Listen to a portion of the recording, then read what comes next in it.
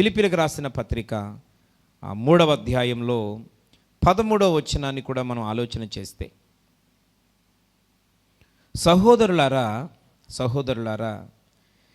నేను ఇదివరకే పట్టుకొని ఉన్నానని తలంచుకొనను, అయితే ఒకటి మాత్రం చేయుచున్నాను, వెనుక ఉన్నవన్నీ మరచి ముందున్న వాటి కొరకై నేను వేగిరపడుచున్నానంటాడు.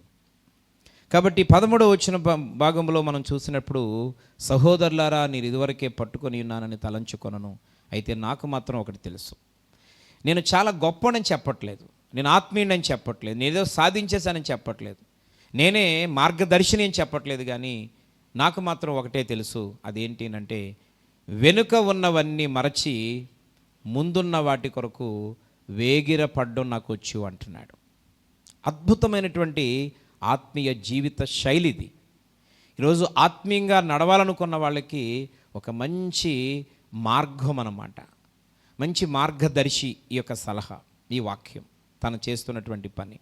ఎందుకనంటే సమాజంలో ఎవరైనా ఒకరు ఆరోగ్యంగా కనబడితే, సమాజంలో ఎవరైనా ఒకరు ఆశీర్వాదకరంగా కనబడితే, నిజంగా వారి నుంచి నేర్చుకోవాలని ఆశ కలిగిన వారు ఏం చేస్తారంటే, వాళ్ళు ఏం చేయడం వల్ల ఆరోగ్యంగా ఉన్నారు, వారు ఏ విధంగా ముందుకెళ్ళడం వల్ల వాళ్ళగా అభివృద్ధిలోకి వస్తున్నారు అని తెలుసుకునే ప్రయత్నం చేస్తారు. అప్పుడు వారి యొక్క ఆరోగ్య సూత్రాలు పాటించి, వారి యొక్క తిండి విషయంలో జాగ్రత్తలు పాటించి, ఇలా చేస్తున్నానని చెప్తే నిజంగా అదే దాన్ని ఎవరైనా ఫాలో అయితే వీరి ఆరోగ్యాన్ని కూడా వీరు కాపాడుకోగలుగుతారు. అలాగనే పౌలు గారు అంచెలంచెలుగా అంత ఉన్నత స్థితిలోనికి ఎలా వెళ్ళగలిగాడు, ఇన్ని అద్భుతమైనటువంటి కార్యాలు ఎలా చేయగలిగాడు, ఇన్ని పత్రికలు ఎలా రాయగలిగాడు, విదేశాలకు వెళ్ళి సువార్త ఎలా ప్రకటించగలిగాడు, బయట ఉన్నప్పుడు సమాజంలో జైల్లో ఉన్నప్పుడు పిల్లరా అతడు ఒకే విధంగా దేవుణ్ణి ఎలా స్తుతించగలిగాడు, తన కష్టాలలో శ్రమలలో ఉండి కూడా అనేకమైన ఆత్మలు ఎలా రక్షించగలిగాడు, ప్రార్థనలో పడిపోకుండా బలహీనమైపోకుండా ఆత్మీయంగా తను సాగుతూ అనేక మందిని నడిపించేటువంటి శక్తి సామర్థ్యాలు పౌలు గారు ఎలాగ పొందుకోగలిగారు. ఆయన ఒక స్టేట్మెంట్ ఇస్తాడు, మంచి పోరాటము పోరాడి తిని, నా పరుగు కడముట్టించి తిని, నా విశ్వాసాన్ని కాపాడుకోగలిగాను అని ఒక మంచి స్టేట్మెంట్, జడ్జిమెంట్ ఇస్తాడు. ప్రియమైనటువంటి దేవుని బిడ్డలారా, ఇది అద్భుతమైనటువంటి స్టేట్మెంట్ అని చెప్పాలి. తన ఆత్మీయ జీవితంలో తను గర్వంగా మరణించే ముందు ఆ మంచి మాట చెప్పి అతడు ఈ లోకాన్ని విడిచిపెట్టి దేవుని దగ్గరికి వెళ్ళిన సంగతులు మనం చూస్తూ ఉంటాం. కనుక మంచి పోరాటం ఎవరి కోసం?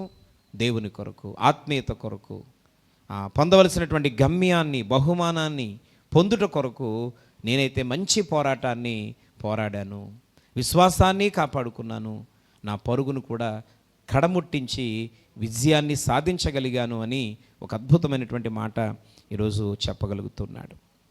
కనుక మనం ఎలా పరిగెత్తాలి, ఎలా పరిగెత్తితే మనము మరి ఈరోజు గమ్యాన్ని చేరతాము అని అంటే, ఆ పౌలు భక్తుడి ద్వారా ఒకటి, మితముగా అన్ని విషయములలో మనము తగ్గిపోయి మనము మరి పరిగెత్తాలి. అప్పుడు మనము గమ్యాన్ని సొంతం చేసుకోగలుగుతాం.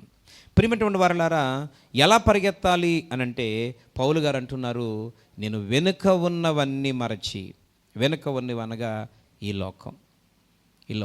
లోకములో ఉన్నవి, ఈ లోకమంతా శరీరాశ, నేత్రాశ, జీవపు డంబమే. కానీ ఈ యొక్క లోకములో మనిషి జీవితాన్ని మార్చి మంచి మార్గంలో నడిపించేటువంటి ప్రక్రియ ఇప్పటికే లేనప్పుడు రాబోయే రోజుల్లో దొరుకుద్దని మనం ఎలా ఆశిస్తాం? పిల్లరా, మనందరము గమనిస్తూ ఉన్నాం. గత దినాలు వేరు, గత దినంలో ఉన్న మనుషులు వేరు, గత దినాల్లో ఉన్న మనుషుల యొక్క మనస్తత్వాలు వేరు, గత దినంలో ఉన్నటువంటి పరిస్థితులు వేరు. అప్పటికి ఇప్పటికీ చాలామంది బాధపడుతూనే ఉన్నారు. చాలామంది ఇప్పటికీ ఏదో ఒక సందర్భంలో రోజు ప్రస్తావిస్తూనే ఉన్నారు. ఎందుకంటే ఇవి మోసపోయే రోజులని, మోసం చేసేవాళ్ళు ఉన్నారని, ఎవరో కాదు సొంతోళ్లే మోసం చేసేస్తున్నారని, సొంతోళ్లే అన్యాయం చేస్తున్నారని, ఇంతకు ముందు లాంటి ఆ మంచి మాటలు, మంచి కట్టడ అవి ఏమీ లేవు అని ప్రతిరోజు ఏదో ఒక సందర్భంగా బంధువుల గురించో, బయటోళ్ళ గురించో, మేలు పొందిన వారి గురించో, మేలు పొంది తిరిగి మనకి వీపు చూపించిన వారి కొరకు ఈ మాటలు మనం ప్రస్తావిస్తూనే ఉన్నాం. అంటే గత 10 సంవత్సరాల క్రితానికి ఇప్పటికే ఇంత మార్పు వస్తే రాబోయే రోజుల్లో ఈ సమాజంలో ఇంకా మంచి దొరుకుద్దని ఎలాగ మనం ఆశించగలుగుతాం? అందుకనే చాలా స్పష్టంగా పౌలు గారి ద్వారా దేవుని వాక్యం మనకి ఏమని చెప్తుంది అని అంటే, జీవంగల దేవుడు ఈ వాక్యం ద్వారా మనతో ఏమని మాట్లాడుతున్నాడంటే, గమ్యం చేరే విధంగా పరిగెత్తాలి అని అంటే, ఒకటి మితముగా ఉండాలి. అన్ని విషయములలో మనము తగ్గిపోవాలి. మనం తగ్గితేనే మన ఆలోచనలు, మన మాటలు, మనకున్నటువంటి ఆర్భాటము, హడావడి తగ్గితేనే మనలో ఉన్న భక్తి క్రమక్రమంగా పెరుగుద్ది. భక్తికి అవకాశాన్ని ఇవ్వాలి. భక్తిని పెంచుకోవడానికి మనము ప్రయాసపడాలి. ఇహలోక సంబంధమైన స్థిరాస్తులను పెంచుకోవడానికి మనం ప్రయాసపడుతున్నాం. ఎన్ని సంపాదించినా అది ఏది నీ కూడా నాకు కూడా మనెవరికి కూడా రాదు. కానీ ఆత్మ సంబంధమైనటువంటి ఈరోజు ఆత్మీయతను మనం సంపాదించుకోగలిగితే, భూమి మీద బ్రతుకున్నంత కాలం ఈ ప్రమాదాల నుండి, శ్రమల నుండి, శోధల నుంచి మనం తప్పించబడ్డమే కాకుండా ప్రియులారా, మనము మరణించినప్పుడు నీతిమంతునికి మరణకాలమందు ఆశ్రయము దొరుకునంటే మంచి మరణం వస్తుంది. తరువాత మరి ఆ 1000 ఏండ్లు ఆ రాజ్య పరిపాలనలో, ఈరోజు ఆ 1000 ఏండ్లు నిత్య నరకగుండంలో పడిపోకుండా ఆ 1000 ఏండ్లు ఆ రాజ్యములో, పరలోక రాజ్యములో నువ్వు ఆనందాన్ని, సంతోషాన్ని అనుభవించడానికి అవకాశం ఉంటుంది. కనుక ఈరోజు ఆ పరిగెత్తేవారు అన్ని విషయాల్లో తగ్గిపోయి పరిగెత్తాలన్నాడు ఆయన. రెండవది, పరిగెత్తేవారు వెనక ఉన్న వాటిని మరిచి పరిగెత్తమని పరిశుద్ధాత్మదేవుడు ఈ సందర్భంగా తెలియచేస్తూ ఉన్నాడు.